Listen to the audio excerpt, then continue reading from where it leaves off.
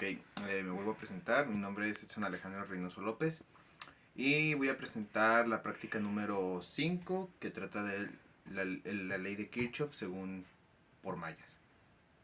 Un poco trabado. Ok, para esta práctica se van a necesitar dos fuentes. Afortunadamente cuento con una fuente que puede utilizar dos voltajes a la vez. Los voltajes que voy a utilizar van a ser de 8 volts y 12 volts. Sí, pues para verificar vamos a utilizar el multímetro para verificar los datos que comenté hace rato. Ok, 8 volts y 12 volts. Bien. Ok, para esta práctica vamos a medir el voltaje y la corriente de todas las resistencias. No va a ser difícil ni va a tomar mucho tiempo, entonces empezamos de una vez.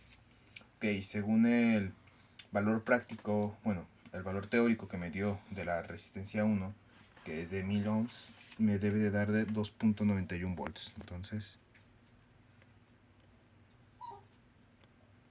ahí está. Ok, como pueden ver, me da un valor práctico de 2.96 volts, bastante cerca. La resistencia 3, que es la de aquí, que es de 470 ohms, me debe de dar un voltaje de 1.36 volts. Entonces, lo comprobamos, sí. Me da un voltaje de 1.37 volts. Nada tan alejado de la realidad. La resistencia 4 me debe dar un valor teórico, bueno, práctico, de aproximadamente 3.12 volts. Entonces lo comprobamos. Y como pueden ver, nos da un voltaje de 3.16 volts. Okay. La resistencia 5 nos debe de dar un valor de 5.14 volts. Bastante alto. Y es la resistencia de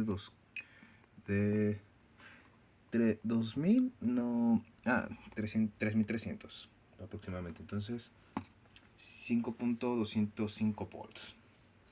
Ok, y para la resistencia 2, que es la del medio, esta la dejé al final, ya que, pues, como dije, como es mallas, básicamente en esta parte de aquí se está administrando un voltaje diferente, bueno, un voltaje y un amperaje diferente que el de esta malla.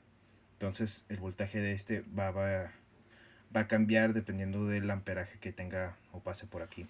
Entonces me dice que el amperaje que me debe de dar es de 3.71 volts. Entonces comprobamos. Y como pueden ver, me da un voltaje de 3.75 volts. Bueno, continuamos con el amperaje. Ok, ahora vamos a medir el amperaje. Como dije, la resistencia 1 y 3 de este circuito de mallas, según la ley de Kirchhoff, van a compartir no el mismo voltaje, pero sí una misma corriente, ya que están en serie. Entonces van a compartir el amperaje que tiene de este voltaje de acá, y pues la resistencia 4 y la resistencia 5 van a tener el amperaje de la fuente de acá. Entonces comprobémoslo. Me dice que el amperaje el amperaje de la malla 1 me debe de dar de 2.91 miliamperes. Entonces vamos a abrir el circuito y tengan cuidado porque por lo general, por medir mal, se llegan a quemar los fusibles, así que tengamos mucho cuidado.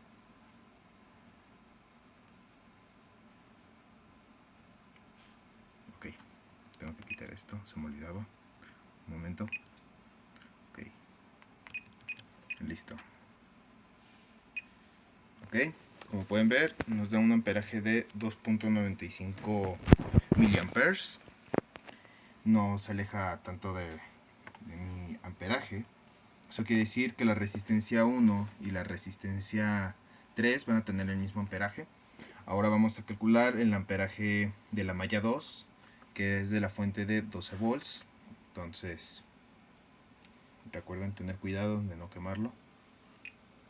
Y me dice que un valor práctico debe de ser de 1.6 miliamperes y en valor teórico me dio de 1.56 miliamperes. Entonces, no se aleja de la realidad. Y ahora el amperaje de la resistencia 2. Este sí va a cambiar, ya que se tiene que sumar el amperaje de esta fuente Bueno, se tiene que sumar el amperaje de la malla 1 y de la malla 2 para poder sacar el amperaje de la resistencia 2. Entonces, vamos a calcular. Recuerden que tienen que levantar una pestaña o una terminal de la resistencia para poder medir el amperaje. Y procedemos. Ok. Y me dice que en valor práctico debe de ser de 4.52 mA.